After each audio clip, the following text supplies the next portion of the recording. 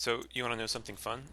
When you record yourself talking for like 7 minutes and then you finish and then you realize that you never actually hit the record button, that's really fun.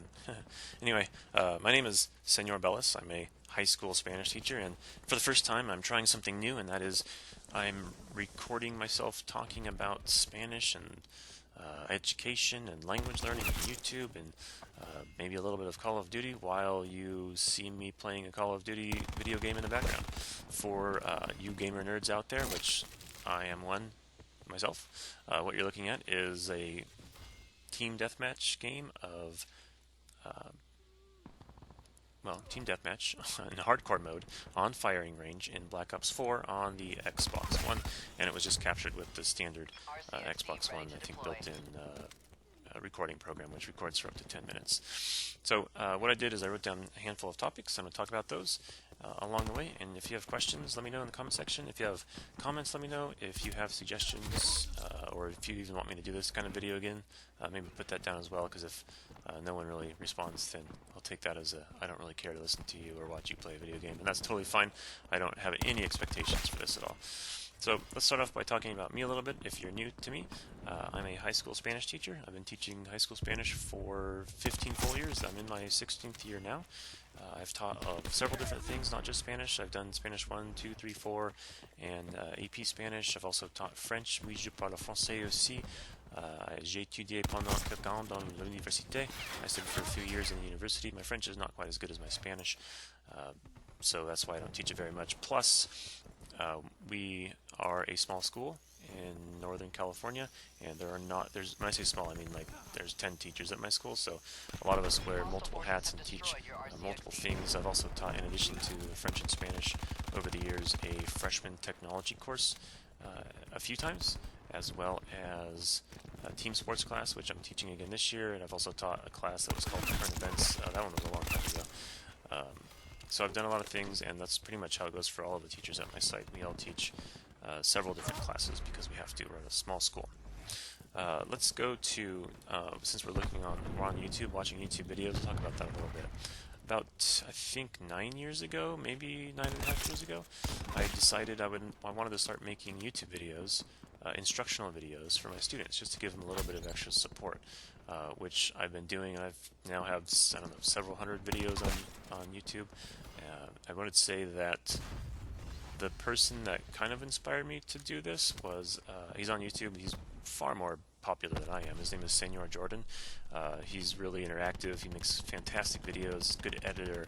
He's very personable, which I'm not really personable or much of an editor either. But my videos really are just to be to the point, teach you something really quick, practice it, make you smarter, and move on. So I'm not fancy, but I think I can get the lesson and the message across to you pretty well.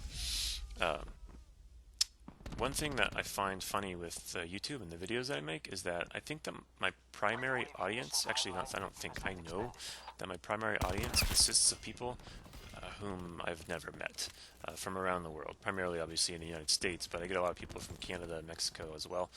But I don't know most of the people that watch these videos. There's a chance that you're watching this for some reason, and I don't know you, most likely.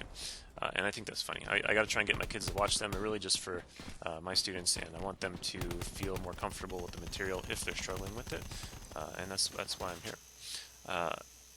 I'm going to talk about recently, I want to say last February, sometime in there, I was just kind of looking to branch out a little bit, and I joined a few Facebook groups. I know Facebook, old people, Facebook groups specifically for Spanish teachers. I think I joined one that was for language teachers in technology, and what I find is that, well, I already knew this, but language teachers, especially Spanish teachers, we can be a very judgmental group. Like, we know what's best. We know the best way to teach our students or to grade our students. And for example, one of the discussions that we've had on one of the Facebook groups is about grading. And people will ask, how do you grade, or what does your grade book look like? Like, what percentages do you have?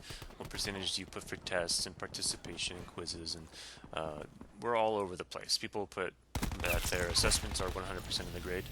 to much smaller. My tests are worth 35% of their grade, and I have quiz category and project category, and we all have these different categories and values and percentages, and not one person is right or not one person is wrong. Really, as long as your students are learning and becoming more intelligent and understanding the material, we're all right. We can just do things differently.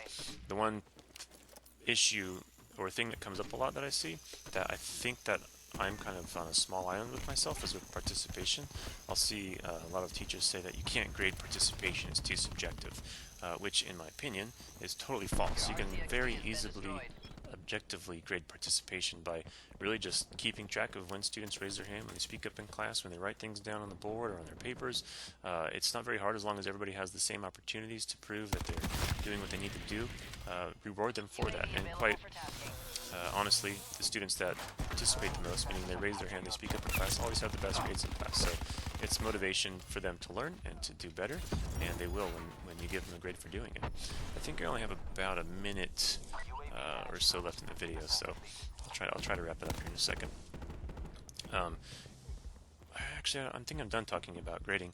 In this game, I'll talk about the game for a second. Yeah, Call of Duty is very violent. I've been playing it for a long time. I've been playing shooter games. If you're in high school right now, I've been playing shooters before you were born. I think my first shooter that I really ever got into was the Bond 007 for the Nintendo 64. It was a really good game. It was frustratingly slow because you could only walk, you couldn't run, but it was still really fun. I think this is kind of the end of the video right here. If you guys have questions, comments, suggestions, let me know in the comment section, and we'll catch you in the next video. Thanks for stopping by.